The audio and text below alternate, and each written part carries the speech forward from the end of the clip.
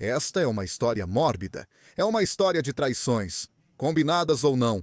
É uma história de paixões carnais. Não só isso, é uma história de negócios. É uma história de sangue. É uma história de heranças disputadas. É também uma história de golpes. É uma história tipicamente italiana, que mistura muitos ingredientes. Personagens famosos e menos famosos, astros do jet set bilionário, supostos tais.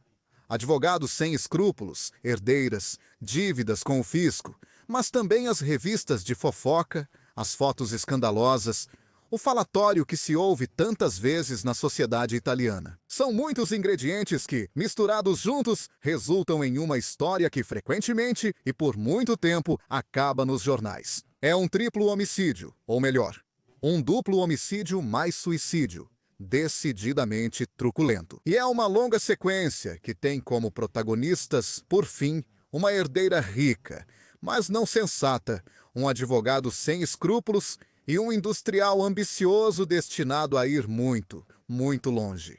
Esta é a história da herança. Casati Stampa.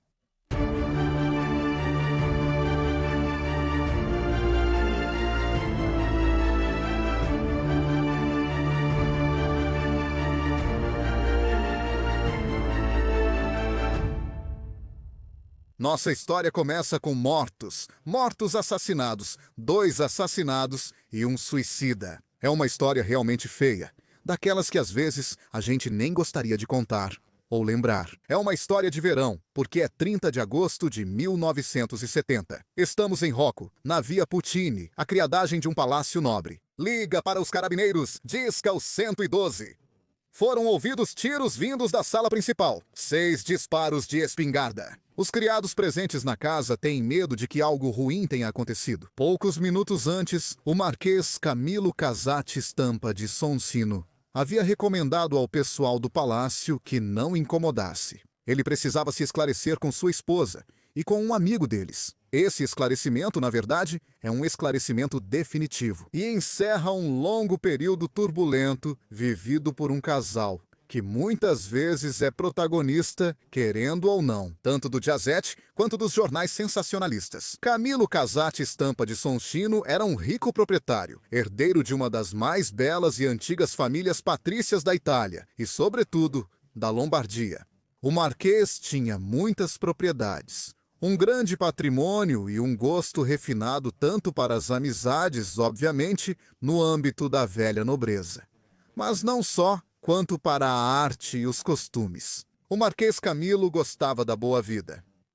Também das belas mulheres. No primeiro casamento, ele se casou com uma bailarina, uma moça muito bonita, que lhe deu uma filha chamada Ana Maria. Mas depois de um tempo, o Marquês se apaixonou por outra mulher, Ana Falarino, uma mulher lindíssima, uma mulher já muito notada pela alta sociedade. Mulher que o Marquês reencontrou pela primeira vez em Cannes, em 1958, 22 anos antes. Na época, Falarino era esposa do engenheiro. Pois bem, entre os dois, entre o Marquês e Falarino, nasceu rapidamente uma sintonia.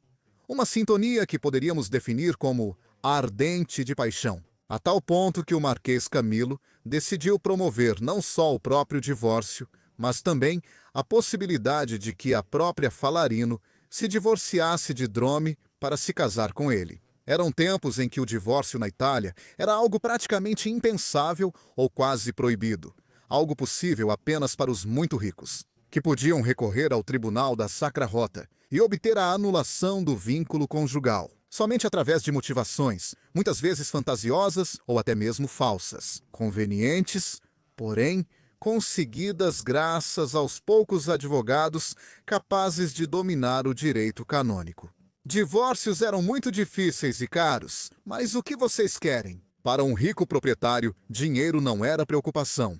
Aquilo que tinha se tornado um dos casamentos mais badalados, o casamento Casati Stampa, com a Falarino, logo se tornou material para revistas sensacionalistas. Sim, pois desde a lua de mel, o Marquês Camillo já havia confessado à esposa suas fantasias nada ortodoxas. O Marquês gostava de ver a esposa se envolver carnalmente com outros homens. E Falarino decidiu se prestar a esses jogos perversos, jogos nos quais o Marquês convidava jovens amantes, muitas vezes desconhecidos, para participar e a aproveitar-se dos encantos da esposa. Às vezes, esses jovens amantes até recebiam gorjetas generosas. O Marquês gostava de assistir, às vezes até fotografar e anotar tudo em um diário. Sim, vocês devem pensar que isso é uma perversão, mas quantas existem hoje em dia? Seria tudo inofensivo. Não fosse o fato de que, em certo momento da nossa história, a Marquesa Falarino conhece um jovem já famoso no jet set. Estamos falando de Massimo Minorenti, um jovem estudante universitário de ciências políticas em Roma, e de quem se diz ter um relacionamento, ou pelo menos um envolvimento, com a bailarina Lola Falano. Verdade. Não verdade. Isso não importa neste caso.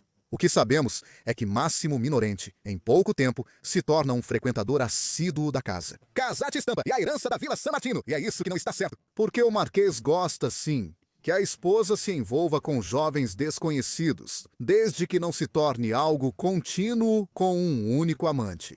Nesse caso, o Marquês lidaria muito mal com isso. E, de fato, ele lida muito mal.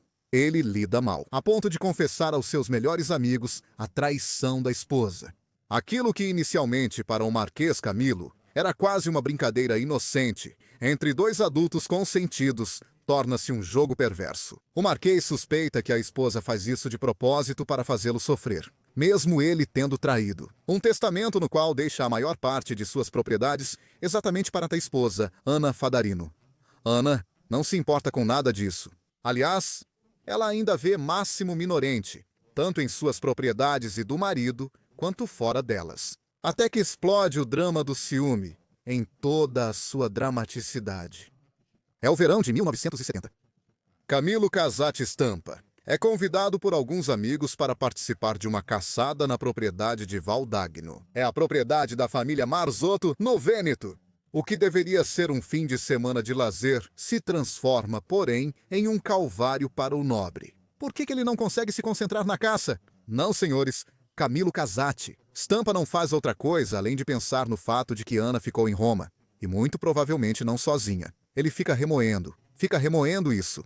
A tal ponto que o Marquês, no meio da noite, liga para Ana, pois sabe dela. Naquele fim de semana, ela está em Roma, no Palácio da Via Puccini. Número 9, ele sabe o número de cor. Liga para lá. E do outro lado da linha atende ele, Massimo Minorenti. Ao ouvir a voz do amante da esposa. Para o Marquês, o mundo desaba ali mesmo. Ele desliga o telefone. Após alguns minutos, tenta ligar de novo. Ana atende, mas o Marquês ainda não consegue se recompor. Ele não desliga o telefone de imediato. Pela primeira vez, reage mal e insulta a esposa com xingamentos, dizendo que ela vai pagar caro e que estragou tudo.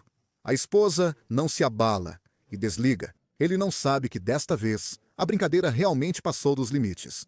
Porque Camilo Casati Stampa volta rapidamente para Roma, o mais rápido possível. E já lá, de manhã, ele levou consigo a espingarda de caça, uma Browning calibre 12. Ele a carrega na bandoleira, no ombro. Quando entra, reúne imediatamente os empregados presentes. São 5 pessoas, entre garçons e outros funcionários. Ele pergunta se a senhora está em casa e recebe um sim. Sozinha? Não. Camilo já sabe quem está com sua esposa. Ele pede para não ser incomodado. Aliás, ordena que não seja absolutamente incomodado por motivo algum.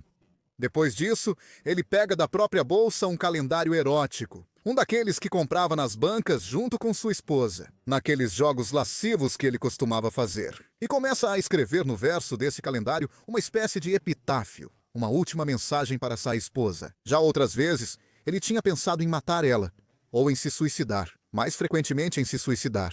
Mas dessa vez, ele não conseguiu. Dessa vez, a raiva dele é forte demais.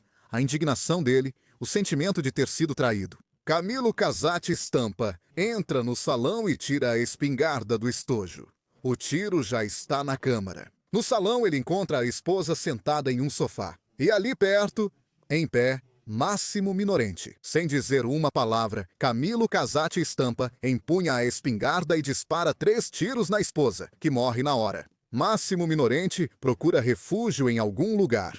Primeiro tenta fugir, mas não há outras portas além daquela atrás do Marquês. Então é impossível ir embora. Então ele pega uma mesinha e a vira. Tenta se proteger atrás daquele abrigo improvisado. Mas não adianta nada. 2 tiros! O Marquês atira contra Minorente. O primeiro acerta a mesinha e o segundo acerta em cheio o jovem, que também morre. O último tiro, o Marquês reserva para si mesmo. Os criados, ao ouvirem aqueles tiros, entendem que aconteceu uma tragédia. Como dissemos, ligue já para o 112. No local chegam carabineiros e depois uma viatura da polícia. Os policiais e agentes encontram uma cena. Quase parecia cena de filme de terror. Ela, Ana Falarino, sentada no sofá, pernas cruzadas, usando um banquinho, quase como se fosse um puff, e com uma grande mancha de sangue no peito, os olhos arregalados, a boca aberta. Minorente, caído no chão, após ser atingido pelos tiros de espingarda, tentou se proteger atrás da mesinha, mas não conseguiu se salvar. E por fim, o Marquês. Ele atirou na própria cabeça, estourando parte do crânio. O rosto já nem existia mais. Ele apontou a arma exatamente embaixo do queixo, num último gesto de total desespero. Termina assim, muito mal, aquela história da família Stampa que chegou até os jornais sensacionalistas, com as fotos publicadas, que muitas vezes eram tiradas pelo próprio Marquês, que se divertia enviando-as aos amigos ou até mesmo aos jornais. Mas a história não acabou aí, pois o Marquês tinha uma filha, Ana Maria, de 19 anos na época. Pela lei italiana da época, a maioridade era aos 21 anos, então a filha ainda era menor e não emancipada. Ela não podia administrar sozinha a herança. Uma herança que, aliás, era disputada. Sim, porque o Marquês, em seu testamento, havia decidido deixar todas as suas posses para a esposa, exceto um seguro de vida e algumas obras de arte para a filha. Claro, em termos de legítima, pode-se levantar algumas dúvidas sobre a legalidade desse testamento. Além disso, a sucessão foi contestada pela família Falarino, que decidiu contratar um advogado famoso na Praça de Roma. O nome dele era Cesare Previti. Foi nomeado pelo tribunal como tutor da Marquesinha, enquanto ela não se emancipasse, até que atingisse a maioridade. Enfim, cabia ao advogado Previti guardar e administrar o patrimônio até o dia fatídico. Quando Ana Maria Casati Stampa finalmente atingiu a maioridade, a jovem já havia decidido deixar tudo para trás. Tudo. Mas tudo mesmo. Até o passado da família. Ela havia decidido se casar. Se casar com outro nobre, um jovem herdeiro de outra dinastia. Os Donat delle Rose, o conde Pier Donato, eles se apaixonaram e quiseram se casar à noite para depois se mudarem para o Brasil. O problema para a Marquesinha, Ana Maria, não era apenas os grandes problemas com o fisco do pai. Pois é, porque o Marquês Camilo não tinha um bom relacionamento com o fisco italiano. Ele tinha algumas pendências, mas também pelo fato de que a menina, criada na nobreza, não tinha uma relação clara e precisa com o valor dos bens. E aqui entra em cena o último personagem desta nossa obscura, grotesca e sangrenta comédia à italiana. Empresário ambicioso, destinado ao sucesso, ainda será muito comentado nos próximos anos. É um palazzinaro, termo romano para construtor civil. Mas, aos poucos, ele também será editor de televisão e jornais, magnata da publicidade, esportista e, por fim, grande político. Como já entenderam, Silvio Berlusconi volta sua atenção para a Vila San Martino, a antiga residência nobre dos Casati Stampa, em Arcore. Aquela mansão lindíssima, com um enorme jardim, é muito cobiçada. Ela é avaliada em 1 bilhão e 700 milhões da época. Muito dinheiro. Uma quantia enorme. Berlusconi não quer pagar. Ele está disposto a chegar a um acordo especial com a Marquesina. Ele paga a ela 500 milhões, ou seja, menos de 1/3 do valor real da mansão. Mas não em dinheiro, em ações, mas de empresas fora da bolsa. É quase uma fraude, um truque aceito pela Marquesina. Mas em pouco tempo, ela percebe que esses títulos não são negociáveis. Ela não pode trocá-los por dinheiro em espécie. Aquele dinheiro de que ela precisa. Não só para ir ao Brasil, mas para quitar as dívidas com o fisco herdadas do pai. E aqui se consuma o golpe completo. Por meio de Previti, Berlusconi faz a Marquesina entender que está disposto a recomprar as ações pela metade do valor. Não mais 500 milhões, mas 250 milhões. A Marquesina, no final, aceita. O dinheiro faz falta, ela devolve as ações, recebe o dinheiro em espécie e desaparece da nossa história. A mansão, junto com todo o seu enorme parque, passa a ficar à disposição do seu novo dono.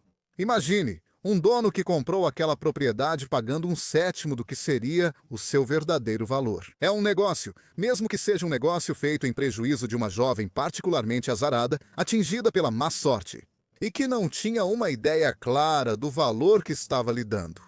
Na mansão, muitos fatos interessantes ocorrerão nos anos seguintes, começando com a chegada de um personagem estranho. Ele se chama Vittorio Mangano. Oficialmente, é contratado como tratador de cavalos, porque dentro da mansão há antigas cocheiras. Berlusconi afirmará que quer revitalizá-las e fazê-las funcionar. Na verdade, depois se descobrirá que esse Mangano, chefe mafioso, está ali para garantir a segurança dos filhos de Berlusconi. Em um período em que na Lombardia, especialmente na Brianza, estão na moda os sequestros de pessoas. Com o tempo, a Vila San Martino se tornará um centro de poder econômico, esportivo e político. E por fim, a sede dos chamados jantares elegantes, ou, para dizer de outra forma, do famoso bunga. É um pouco triste a trajetória desta vila de belíssima, magnífica residência nobre à Garçonnière, primeiro do Marquês Camilo e dos seus intrigas e das suas fantasias sexuais bastante perversas. E depois, bem, dos acontecimentos berlusconianos. Quem sabe, talvez estivesse no destino daquele imóvel ter que seguir uma trajetória assim. Ou talvez seja apenas uma história, que, como dizem de Deus, às vezes gosta de brincar de jogar dados.